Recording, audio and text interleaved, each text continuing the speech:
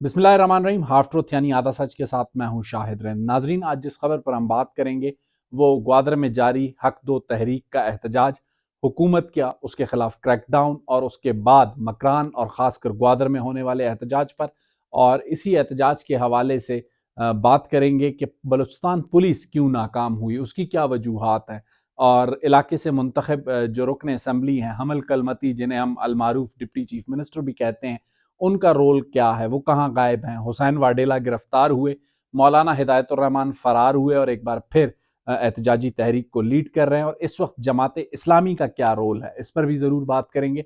इब्तदा करते हैं गुज़श्ता रात तकरीबन 24 घंटे कबल, अब अगर हम कह सकते हैं, हक दो तहरीक का जो एहतजाज जारी था उस पर रात गए पुलिस की जानिब से क्रैकडाउन किया गया, और इस क्रैकडाउन के नतीजे में कुछ गिरफ्तारियां हुई। हक दो तहरीक के मौजूदा जो सरबराह हैं हुसैन वाडेला, उन्हें उनके चंद साथियों समेत गिरफ्तार किया गया, और इस गिरफ्तारी के बाद एक एहतजाज का सिलसिला मकरान बिलखुसूस ग्वादर और पसनी जिला ग्वादर की हदूद में शुरू हुआ। मकरान कोस्टल हाईवे तकरीबन कोई 12 से 18 घंटे बंद रही, वहां पर लोग फंसे रहे।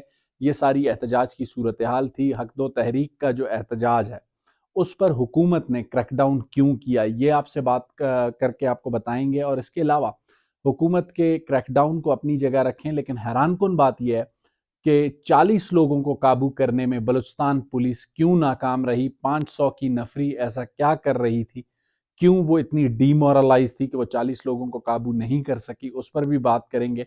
मौलाना हिदायतुर्रहमान जो कि तकरीबन गुज़श्ता 1 से 2 साल से इस वक्त जो है लाइमलाइट में है, और उन्हें एक पजीराई हासिल है। ना सिर्फ इस पजीराई का फ़ायदा उन्हें बल्दियाती इंतखाबात में हुआ, बल्कि अब भी नज़र आता है ग्वादर में हर वक्त जब वो कॉल देते हैं तो वो क्राउड निकालने में कामयाब होते हैं। और आज भी ग्वादर में जब एहतजाज गुज़श्ता रोज़ के क्रैकडाउन के खिलाफ हुआ तो बड़ी तादाद में मौलाना हिदायतुर्रहमान ने ये क्राउड निकाला। अब सवाल ये है कि हुकूमत को ये क्रैकडाउन क्यों करना पड़ा।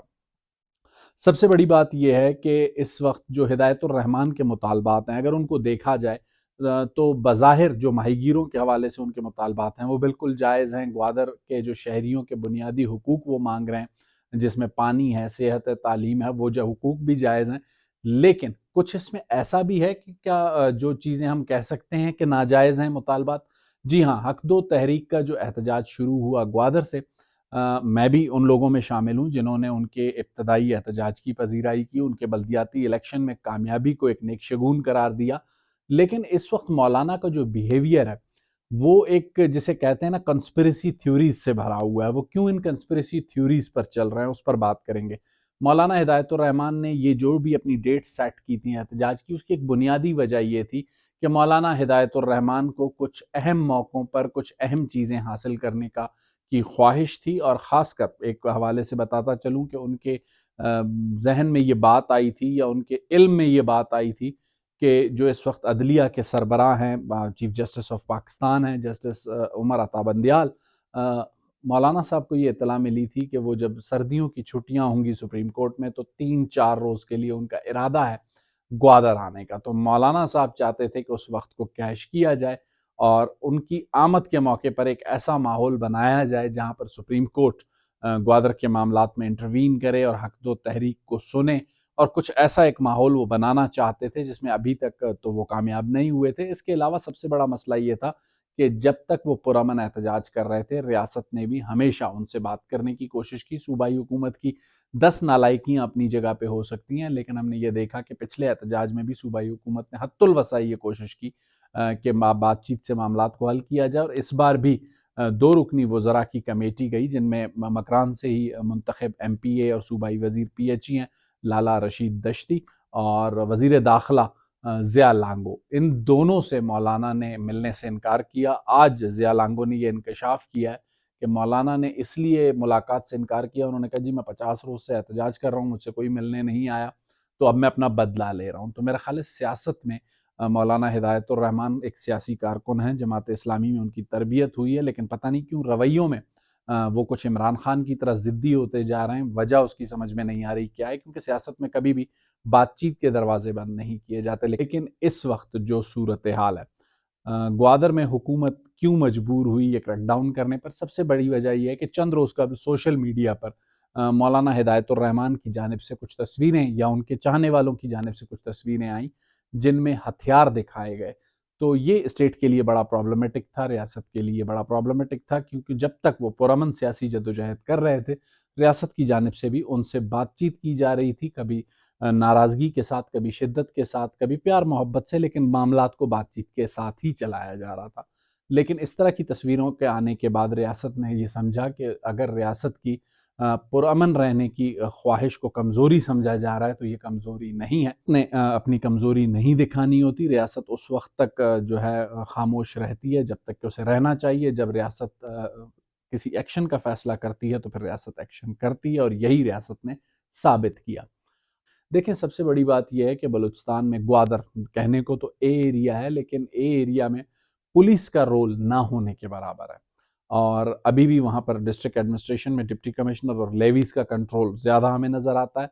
और सबसे बड़ी वजह यह है कि जब ए एरिया है तो वहाँ पुलिस का कंट्रोल ज़्यादा होना चाहिए, लेकिन चूंकि पुलिस ये समझती है कि डिस्ट्रिक्ट का कंट्रोल, ना सिर्फ डिस्ट्रिक्ट का कंट्रोल, बल्कि बॉर्डरिंग टाउन है, और ज़ुबान ज़दे आम ये बातें हैं कि बलूचिस्तान में जितने भी बॉर्डरिंग टाउन्स हैं वहाँ पर जो मौजूद चेक पोस्टें होती हैं, लेवीज़ की हों, पुलिस की हों या दीगर चेक पोस्टें हों, वहाँ पर बहुत कुछ लेन देन का काम होता है, और पुलिस ये समझती है कि उनके एरिया में लेवीज़ और डिप्टी कमिश्नर की मुदाखलत बहुत ज़्यादा है।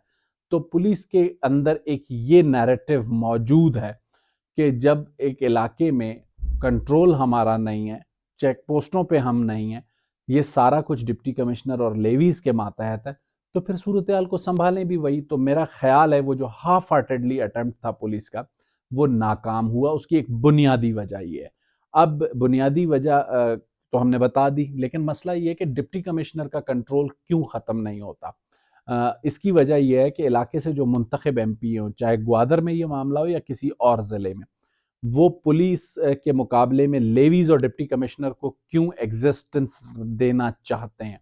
उसकी बड़ी वजह यह है कि डिप्टी कमिश्नर किसी भी हलके में, किसी भी ज़िले में नामजद होता है तो इलाके से मुंतखब MPA या MNA की नॉमिनेशन पर होता है, और उसके मातहत जो लेवीज फोर्स है उसे वो इसलिए कट टू साइज नहीं करना चाहते या उसके पुलिस के मर्जर की तरफ नहीं जाना चाहते कि वो जब तक उनके मातहत इतनी बड़ी नफरी नहीं होगी तो वो डिस्ट्रिक्ट को कंट्रोल कैसे करेंगे, और जिस लेन देन के तहत उन्हें ये पोस्ट मिली है वो लेन देन भी इसी नफरी ने पूरी करनी है। तो इसलिए जो एक नाकामी है ये सारी जो है हमें नज़र आती है, और जिसकी वजह से ग्वादर में अभी तक ये समझ में नहीं आता कि ग्वादर का लॉ एंड ऑर्डर मेंटेन किसने करना है। डिक्लेयर्ड वो ए एरिया है, करना पुलिस का काम है, लेकिन वहाँ रोल हमें डिप्टी कमिश्नर और लेवीज का ज़्यादा नज़र आता है। तो बलूचिस्तान का ये अलमिया है, ये जो ए और बी एरिया की सियासत है, conversion A area of B area के चक्कर में पिछले 10 साल में बलूचिस्तान के महकमा दाखिला के अरबों रुपए के फंड्स लग चुके हैं, क्योंकि जनरल रिटायर्ड मुशर्रफ के दौर में पूरे बलूचिस्तान को ए एरिया डिक्लेयर कर दिया गया। फिर 2008 में पीपल्स पार्टी की गवर्नमेंट आई तो उन्होंने दोबारा बी एरिया को फाल किया। अभी जाम कमाल साहब की गवर्नमेंट में दोबारा तकरीबन 4 से 5 डिस्ट्रिक्ट्स ऐसे थे जहां पर, अगर मैं गलत नहीं हूं, उनमें ग्वादर भी शामिल था, उनमें लसबेला भी शामिल था, खुजदार भी शामिल था, जिन्हें दोबारा ए एरिया में कन्वर्ट करने की बातें की गई, और ना सिर्फ की गई बल्कि किया गया कन्वर्ट, नोटिफाई किया गया। तो इस कन्वर्जन के बाद ग्वादर में सवाल ये उठता है कि डिप्टी कमिश्नर के इख्तियारात या उनके नीचे जो मातहत फोर्स है लेवीज, उसके इख्तियारात को कम क्यों नहीं किया गया। वो इसलिए नहीं किया गया कि इलाका MPA की मर्जी और मंशा शामिल नहीं थी, इलाका MPA से खुश थे और वो उसी में रहना चाहते हैं। और उसूली तौर पर मैं ये समझता हूँ कि आज जो हक दो तहरीक का एहतजाज है, जायज़ या नाजायज़, फिर ये एक लंबी बहस है, मैं उसमें नहीं जाना चाहूँगा। अगर हम अलकलमती ने अपने पिछले 10, 15, 20 सालों में ग्वादर के मसाइल को मसाइल समझा होता और उन्हें हल करने की कोशिश की होती, तो आज हक दो तहरीक की सूरत में एक एहतजाजी तहरीक सामने ना आती।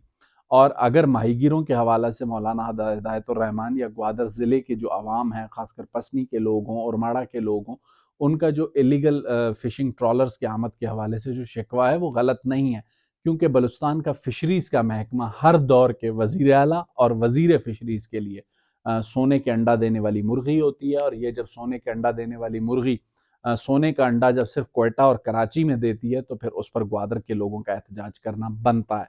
तो इस वक्त हमल कलमती अलमारूफ डिप्टी चीफ मिनिस्टर पिछले 1-1.5 साल से, जब से ये हिदायतुर्रहमान का एपिसोड शुरू हुआ है, तब से वो ग्वादर से तकरीबन एक तरह से कह सकते हैं कि गायब है, और आजकल तो वो क्वेटा में है और कार्य सरकार सारे उन्हीं के बगैर चल नहीं सकते, तो इसलिए वो क्वेटा में मौजूद रहते हैं।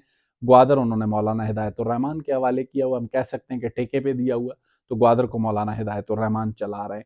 इस सारी एहतजाजी तहरीक के क्रैकडाउन में हुसैन वाडेला, जो कि माजी में बड़े कौमपरस्त सियासी कारकुन, कौमपरस्त वो अब भी हैं, रह चुके हैं, वो जिसे कहते हैं जज्बाती अंदाज में गिरफ्तार हुए। लेकिन देखें, मौलाना हिदायतुर्रहमान की तरबियत जमात इस्लामी से है, तो वो गिरफ्तारी से कैसे बचे ये भी हम सब ने देखा है। बचे या बचाए गए ये एक अलग सवाल है, लेकिन हुसैन वाडेला गिरफ्तार हुए, हमल कलमती इलाके में नहीं है। मौलाना हिदायतुर्रहमान एक बार फिर जिसे कहते हैं एहतजाजी तहरीक को लीड कर रहे हैं।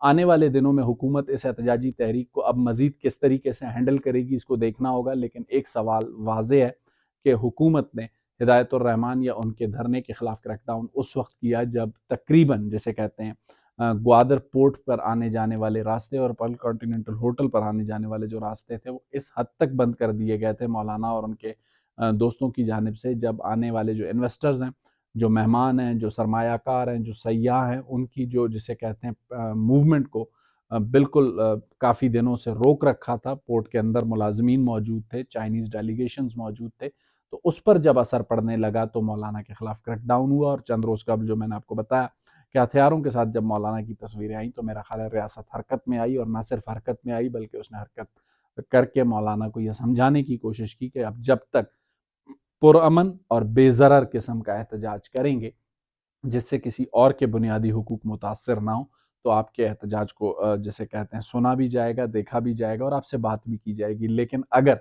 आप बज़ोर ताकत बात करने की कोशिश करेंगे तो आपसे बात नहीं होगी। ये एक पैगाम था जो मौलाना हिदायतुर्रहमान को दिया गया। इस वक्त जो एहतजाज की सूरत हाल है उसमें जमात इस्लामी भी अपना एक किरदार अदा कर रही है, और आइंदा आने वाले दिनों में एक मजीद कमेटी बनेगी जो फिर जाके मौलाना के साथ मुज़ाकरात करेगी और मसले के हल तलाश करेगी। लेकिन एक बात वाज़ेह है कि ग्वादर में जिससे कहते हैं उसकी जितनी भी सरमायाकारी हो रही है, ग्वादर में जितनी भी डेवलपमेंट हो रही है, नेग्लिजेंस के लिए हम अगर इस्लामाबाद को जिम्मेदार ठहराएं तो ये गलत होगा। क्योंकि ग्वादर में जब पोर्ट बन रही थी, बड़ी गलती वफाकी हुकूमत की ये थी कि इस पोर्ट को बनाने से पहले उन्होंने अल्टरनेटिवली फिशरीज़ के लिए दो हार्बर जो बननी थी, मेरा ख्याल है अगर मैं गलत नहीं हूँ तो एक सुरबंदर के मकाम पर और एक और दूसरा पिशुकान के मकाम पर, जहाँ पर दो जेटीज़ बनने का था मामला, ये पिछले 15 सालों में नहीं बन सकी। वफाकी हुकूमत या सूबाई हुकूमत जिनकी भी जिम्मेदारी थी, मेरी मालूमात के मुताबिक fisheries is a provincial subject, और सूबाई हुकूमत की जिम्मेदारी थी। पिछले 15-20 सालों में ग्वादर में इतनी बड़ी पोर्ट बन गई लेकिन माहीगीरों के लिए एक फिशरी की जेटी नहीं बनाई जा सकी। इससे हम अंदाज़ा लगा सकते हैं कि ग्वादर को डेवलप करने के हवाले से हमारी सूबाई हुकूमत की तरजीहात क्या है। तो फिर माहीगीरों का एहतजाज करना बनता है। तो माहीगीरों को अगर कंट्रोल करना है हुकूमत ने तो सिर्फ दो काम अगर फौरी तौर पे कर दिए जाएँ तो मेरा ख्याल है बहुत से मसाइल माहीगीरों के और ग्वादर शहर के हल हो सकते हैं। दो अल्टरनेटिव जेटीज़ की जंगी बुनियादों पर तामीर और इल्लीगल जो फिशिंग ट्रॉलर्स हैं, फेडरल गवर्नमेंट से चाहे बात करनी पड़े, इस मामले को अगर थोड़ा सा काबू किया जाए तो बहुत सी चीज़ें रोकी जा सकती हैं। वरना बसूरत दीगर मौलाना हिदायतुर्रहमान के जो मुतालबात हैं उनकी फ़हरिस्त पंजगूर से लेके जीवनी तक मकरान को फ़तह करने की हैं, और फिर हुकूमत आहिस्ता आहिस्ता दामे दर में सुखने उनके हर मुतालबे को मानती जाएगी। तो बजाय इसके कि हुकूमत मज़ीद ब्लैकमेलिंग में आए, हुकूमत को चाहिए कि माहीगीरों के जो असल मसाइल हैं उनको हल करे। जैसा कि हम कहते हैं कि बलूचिस्तान में बजाय सरदारों, नवाबों और इलेक्टेबल से राब्ते करने के, हुकूमत अगर चरवाहे पर सरमायाकारी करे और चरवाहे को बुनियादी ज़रूरियात की अशिया फराहम करे जिसमें तालीम, सेहत, अमन व अमान, रोड इंफ्रास्ट्रक्चर है, तो मेरा ख्याल है बलूचिस्तान के हालात ठीक हो सकते हैं। इसी तरह ग्वादर में हमल कलमती अलमारूफ डिप्टी चीफ मिनिस्टर और मौलाना हिदायतुर्रहमान के दरमियान सैंडविच बनने के बजाय रियासत को माहीगीरों के मसाइल और ग्वादर की आवाम के मसाइल हल करने चाहिए, ताकि वो किसी भी एहतजाज का या किसी भी साजिशी तौर पर तैयार एहतजाज का हिस्सा ना बने। अगले वीलॉग तक मुझे शाहिद रिंद को इजाज़त दीजिए। अल्लाह।